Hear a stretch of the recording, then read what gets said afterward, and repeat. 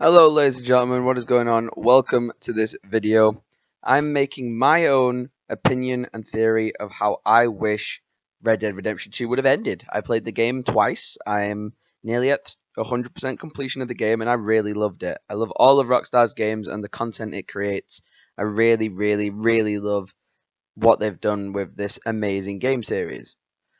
However, I am deeply saddened with the idea that it ended the way it did, and no spoilers, I'm sorry, but if you've not played the game, it came out in October of last year, so play the game, don't watch it, but yeah, spoiler alert, but pretty much there's three possible endings. There's like a knife ending where Arthur gets stabbed, there's one where he gets shot, and there's one where he just dies. And that depends on your honor and your decisions you make throughout the game, which is a cool process that I kind of enjoyed with the idea that was added into the game of your morals make the decisions.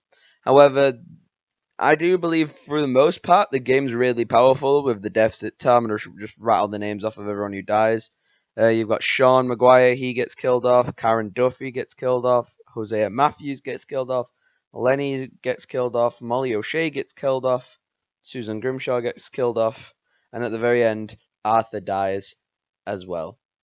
But not only that, in the prologue episodes, or the past, I don't know how you describe it, but once Arthur's dead and the player has finished with Arthur's storyline after he dies, you do get to see what life is like just at the beginning of Red Dead Redemption. Well, a few years before Red Dead Redemption 1 chronologically happens, with you playing as John Marston, and you get to avenge Arthur's horrific death and kill Micah Bell. However, some people from your massive gang, not everyone pictured there in that black and white image, but everyone in the gang who doesn't get killed off either continues into Red Dead Redemption 1, they either pass away, or they just disappear. So, pretty much my way to finish the storyline of Red Dead Redemption 2 would be to have the game exactly pan out exactly the same way. Everyone who dies, except from the way Micah dies and Arthur Morgan obviously dying. My theory and my version of the game would have ended with Arthur staying alive, and I would have preferred Arthur to stay alive and have a bit of a more finalized outcome for him as a character, just because I believe he's worth that as a character. He's a really amazing character to play. He was one of my favorite video game protagonists, and I think he'll always will be. I believe that Abigail Marston, she should, she's called Abigail Roberts in Red Dead 2, but she becomes Abigail Marston, and we see that event happen for John. We see a lot of John's story from the very beginning, because obviously in Red Dead 1, no spoiler alert there, it came out like a few years ago now, but John, we play as John in Red Dead 1, and he has Abigail, his wife, he has Jack, his son, and he has Uncle, who he lives with, and then John actually ends up dying at the end of Red Dead 1. So Red Dead 2 did a cliche and looped back to that. You put all your time and effort into this character, and he dies at the end. So I'm like, what the hell is that about? I love GTA 5 because I love the diversity in the endings. That Michael dies, Trevor dies, or you can choose to save everyone's life and continue with this split character choose, where you can have the game mechanic of swapping between characters and protagonists. That is an idea that would play into my theory of how Red Dead 2 should end. My mechanic would just be to take the same character swap mechanic from GTA 5, sorry, and just implement that into Red Dead 2. So it is physically possible for Rockstar to do this. They have the technology. In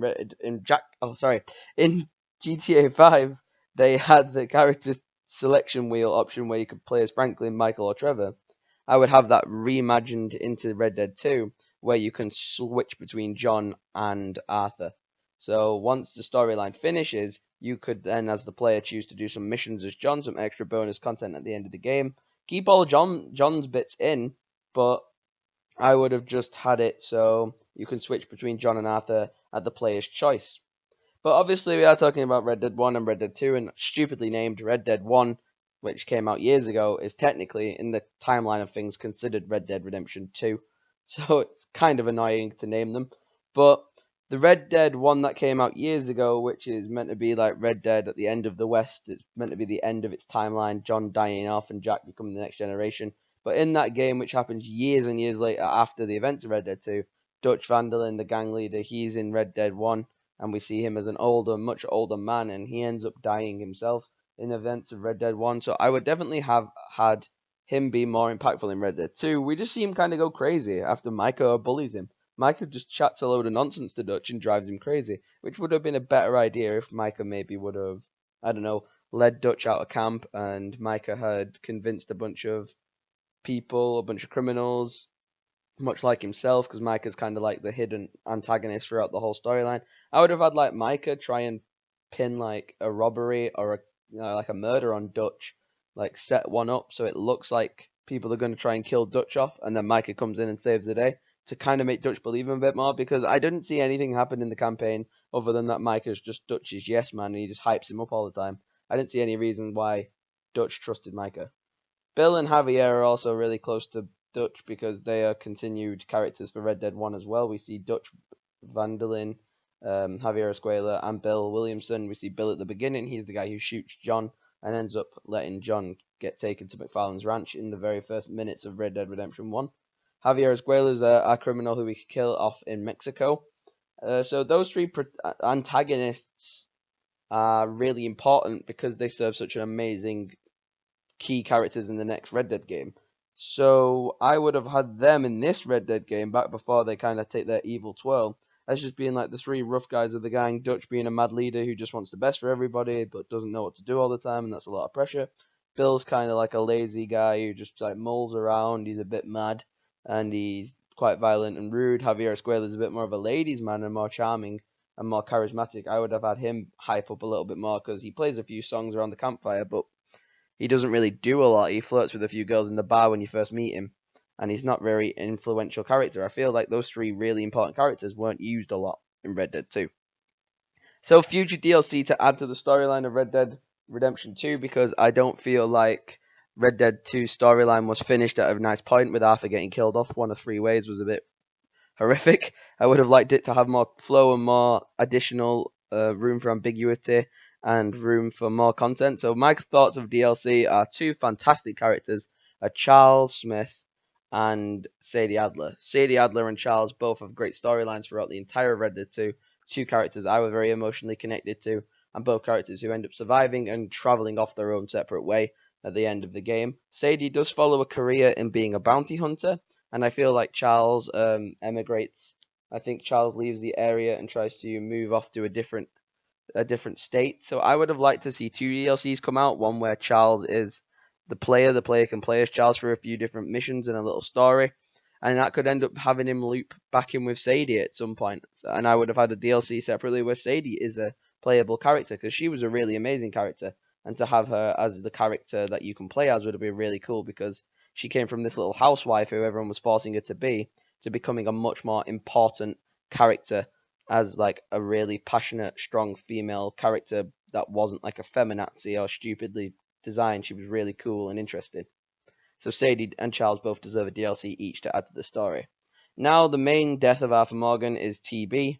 You know, either if you get stabbed, shot, or just die, you're going to die of TB anyway. Arthur's pretty much dead at this point at the end of the game because of tuberculosis that a horrible man called Leopold Strauss sends him to get.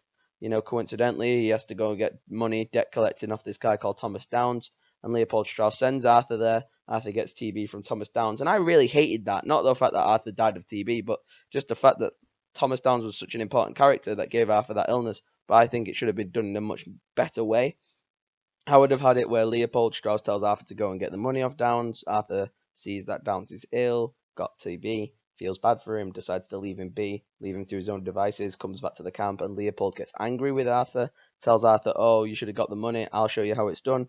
Leopold should have tried to get the money, and we could have had a cutscene where Thomas Downs coughs all over Leopold and kills Leopold of TB. And that might have been a still nice addition to the game, instead of having it killed off the way it got killed off. But as I've done all the blues here, the blue circles mean characters who survive at the end of the game all the way through, and we see them at the end of the game alive and living. The ones with the red circles obviously means the dead, and the green mean they three characters that go off to Red Dead Redemption 1. The yellows are the people who kind of fizzle out and just disappear. So they all have their own stories in the game, but they all kind of fizzle out, and I feel like a lot of content in Red Dead Redemption 2 isn't really validated. I don't think we have a lot of confirmation. So my overall ending for Red Dead Redemption 2 would have been exactly the same storyline, but instead of having the characters just randomly like scatter away from the group, like some of the people who just leave the group randomly, I would have everyone stay there till the final chapter, where Arthur, not having TB, still being a playable character, very healthy, very fine, but getting a lot of morals for himself, decides to hunt down Micah Bell and finish him off once and proper. I would have had an arc where Micah Bell kidnaps maybe Jack and Abigail Marston to get John involved, and then I would have John and Arthur man to man going to try and get Jack and Abigail back for John. I would have had it like a brothers reunition of John and Arthur coming together, old brother, young brother, fighting together against a horrible man. I would have had the scenario look like Micah has the upper hand until John comes in and helps Arthur out, and then eventually, bit by bit, the rest of the group arrive and help Arthur and John out to kill Micah off.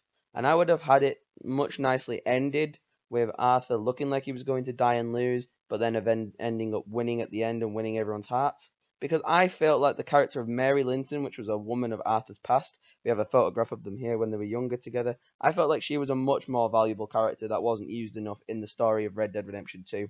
She could have been a much more powerful character for the player and for Arthur's story, and I feel like Arthur and Mary's characters weren't really delved into that much. Yeah, we played for Arthur for a long time, but when he died and he was taken away from us, I didn't feel like personally in my first or second time playthrough that I'd had enough time with Arthur. I felt like it was robbed of me to get Arthur taken away. I hoped that there was a cheat code or a way of getting Arthur to be played again, but I had to do it through like a double count switch on my Xbox, which was annoying.